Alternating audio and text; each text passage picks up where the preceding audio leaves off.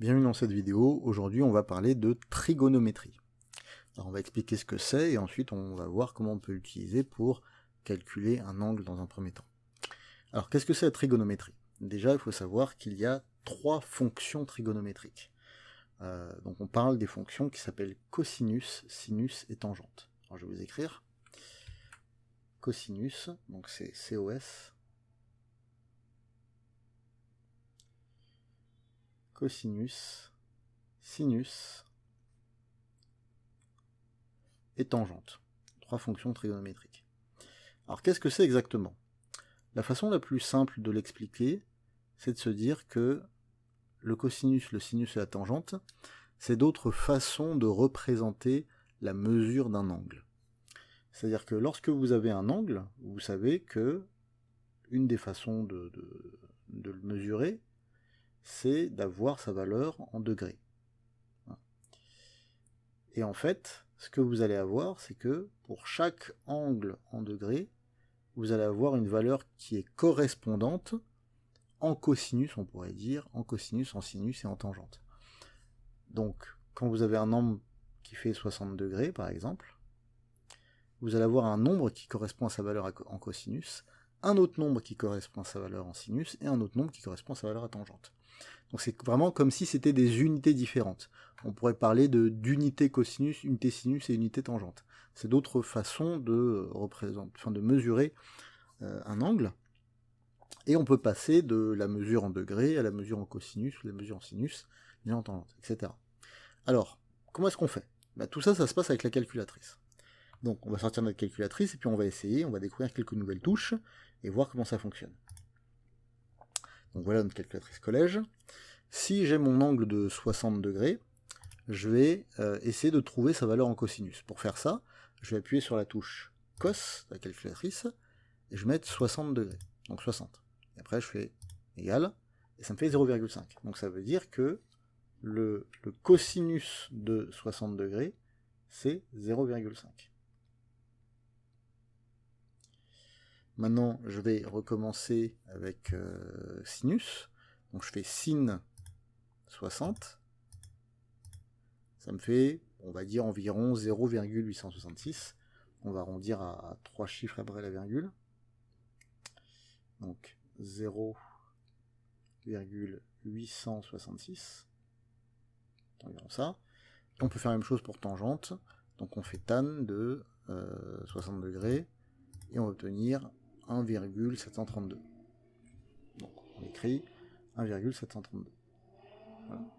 Donc quand on a un angle en degrés, on peut trouver son cosinus, son sinus et sa tangente avec la calculatrice, en utilisant la touche correspondante. On peut passer des degrés au cosinus, au sinus et à la tangente. Maintenant, on peut aussi le faire dans l'autre sens. Si je vous donne trois valeurs différentes pour le cosinus, le sinus et la tangente, vous allez pouvoir me trouver l'angle qui correspond. Si par exemple je vous dis j'ai un cosinus de 0,32 ici, et si j'ai, on va mettre une autre ligne, un sinus de 0,5, et sur encore une autre ligne, j'ai une tangente de 1,2, à chaque fois je vais avoir un angle en degrés qui va correspondre. Donc cet angle en degrés, on va pouvoir également le trouver grâce à la calculatrice. Il faut juste savoir sur quelle touche appuyer. Donc on reprend notre calculette. Si on sait que notre cosinus il fait 0,32, on va utiliser la touche arcos. Donc pour ça on fait shift sur la calculette. Et ensuite on fait sin, donc ça fait... c'était cos on avait dit. Donc attends, on fait seconde et cos, donc ça fait comme ça cos moins 1. Il y a certains modèles où c'est écrit arcos à la place. Vous voyez juste au-dessus du cos, il y a marqué ACS, ça veut dire arcos. Et donc là, on met le cosinus qu'on a, donc c'est 0,32. Et quand on fait ça, la calculatrice va nous donner la mesure de l'angle en degrés. On fait ça, ça fait environ 71 degrés. Oula. Donc là, on va mettre l'angle en degrés ici, 71. Pareil, si on donne la même chose en sinus, donc on a dit 0,5, donc on fait arcsin, donc on fait shift sin, ça fait sin moins 1, on met 0,5, on met la valeur en degrés, ça fait 30. On va pouvoir remplir. Ici, ça fait 30. Et on fait pareil pour la tangente. On a donné 1,2. On fait Shift tan. Donc ça fait tan-1, 1,2. Ça me donne 50 degrés environ. Donc, on va le rentrer. Donc là, c'était 30 degrés. Et là, ça va être 50 degrés. Voilà. C'est déjà une première chose à connaître, qu'on peut passer de l'angle en degrés à l'angle en cosinus, sinus ou tangente en utilisant la touche qui correspond. Donc quand on a l'angle en degrés et qu'on cherche les trois autres, on fait cos, sin ou tan selon celui qu'on cherche. Et par contre, si on nous a déjà donné le cos, le sin ou le tan, on peut revenir en arrière, retrouver l'angle en degrés en utilisant la touche Shift sur la calculatrice. Donc ça nous fera arc cos, arc sin ou arc tan, suivant celui qu'on cherche. Et comme ça, on va pouvoir retrouver l'angle en degrés. C'est important de savoir faire les deux, hein, passer de l'angle en degrés au cosinus, et ça va passer du cosinus à l'angle en degrés, en utilisant la bonne touche, donc cosinus dans un sens, arcos dans l'autre, et c'est comme ça qu'on apprend à bien utiliser la calculatrice. Une fois que ça, on sait bien le faire, maintenant on va utiliser ce qu'on appelle les formules trigonométriques pour pouvoir retrouver un angle dans un exercice concret. Donc je vous donne un exemple, et je vous donne les formules. Donc, je vous donne un triangle rectangle. Donc ce qu'il faut savoir, c'est que la trigonométrie ne s'utilise que dans les triangles rectangles. En troisième, au collège, de manière générale, la trigonométrie, c'est triangle rectangle et rien d'autre. Maintenant, imaginons que je cherche, je vais mettre en rouge, l'angle qui est au niveau du point C. Je cherche cet angle-là. Voilà. En notation, on va dire, même en vocabulaire, vous connaissez déjà comment s'appelle le côté qui est en face de l'angle droit, c'est l'hypoténuse. Je vais mettre hip. Ça, vous connaissez déjà. Mais en fait, il y a des noms aussi aux deux autres, mais ça dépend de l'angle qu'on regarde. Donc, pour l'angle que j'ai mis en rouge, le côté qui va de l'angle que j'ai mis en rouge vers l'angle droit, celui-là, il s'appelle le côté adjacent. Je l'écris. Côté adjacent.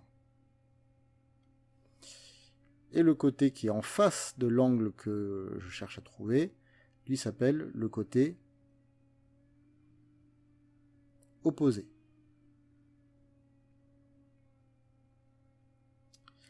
Voilà. C'est important de comprendre que le côté opposé et le côté adjacent, ils dépendent de l'angle que vous regardez.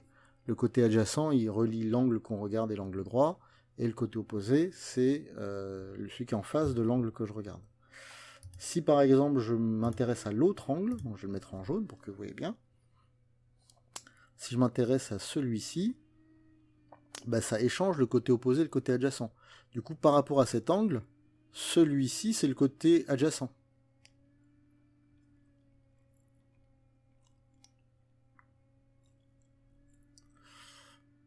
Adjacent.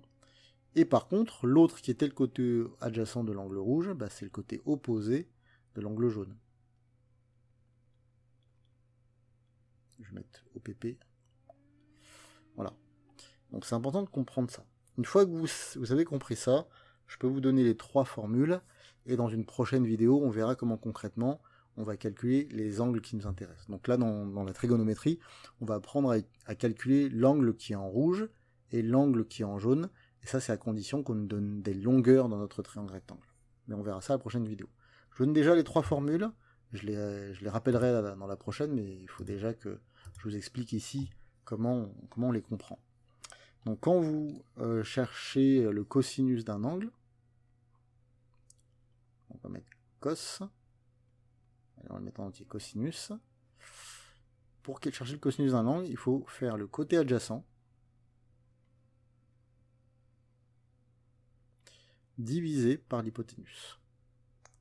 Donc si on nous donne la longueur du côté adjacent et la longueur de l'hypoténuse, on fait l'un divisé par l'autre, et le résultat qu'on va obtenir, ce sera le cosinus de l'angle qu'on cherche. Si jamais c'est le sinus qu'on veut utiliser, ça va être le côté opposé. sur l'hypoténuse. Donc, le côté opposé, on a vu ce que c'était juste avant, hein. Le côté qui est en face de l'angle. L'hypoténuse, vous savez déjà ce que c'est. Et la tangente, donc je vais l'écrire en entier parce que j'ai écrit en entier les deux autres. Tangente. Ça va être côté opposé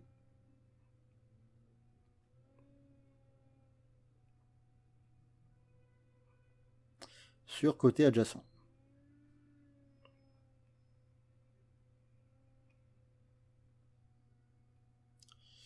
Voilà. Donc ça, c'est les trois formules. Donc si par exemple sur le triangle Clément-Thieu, alors j'en fais un nouveau parce que j'écris plein de choses dessus, et si je fais un triangle comme ça, je refais le même. Voilà, il y a rectangle ici, il s'appelle ABC pareil. Si je cherche l'angle qui est là, et qu'on m'a donné le côté ici, on m'a dit, bon voilà, là ça fait 4 cm. Hop. Et là ça fait 7 cm. Ben, du coup, je vais utiliser le côté qui est adjacent et l'hypoténuse. Et du coup, ça va être le cosinus que je vais utiliser ici. Parce que je vais devoir utiliser le côté adjacent et l'hypoténuse. Et pour trouver le cosinus de l'angle, ben, je vais faire AC, donc côté adjacent, divisé par BC, c'est-à-dire l'hypoténuse. Donc je vais faire 4 divisé par 7. Donc si je prends ma calculatrice, je vais faire 4 divisé par 7. Et ça, c'est le cosinus de l'angle que je cherche. Maintenant, il ne reste plus qu'à utiliser la bonne touche pour le convertir et trouver l'angle en degrés. Voilà. Donc ça, c'est ce que je vais expliquer en plus en détail dans la prochaine vidéo. Je m'arrête ici pour cette vidéo-là. Je vous montre ça bien. Donc voilà mon petit triangle. Ce qu'il faut bien retenir de cette vidéo, c'est que vous avez les trois fonctions trigonométriques qu'on peut utiliser grâce à notre calculatrice, en utilisant sur la calculatrice la touche cos, sin et tan, et qu'on peut revenir en arrière, c'est-à-dire retrouver l'angle en degrés en utilisant shift et ensuite cos, sin et tan. Et ça fait arc cos, arc sin et arc tan. Il faut être capable de passer de l'angle en degrés à l'angle dans les autres mesures, et l'angle dans les autres mesures, c'est-à-dire l'angle en cosinus, sinus, tangente, il faut être capable de repasser l'angle en degrés. C'est ça qui est important de comprendre. Et ensuite, les trois formules qui sont là, on les utilisera en détail dans la prochaine vidéo. Et c'est déjà de vous entraîner à ça, voir si vous arrivez à passer des degrés au cosinus, des degrés au sinus, des degrés à la tangente, et ensuite aller dans l'autre sens avec la calculatrice. Et une fois que ça c'est maîtrisé, ensuite on peut aborder ce qu'on fera dans la prochaine vidéo.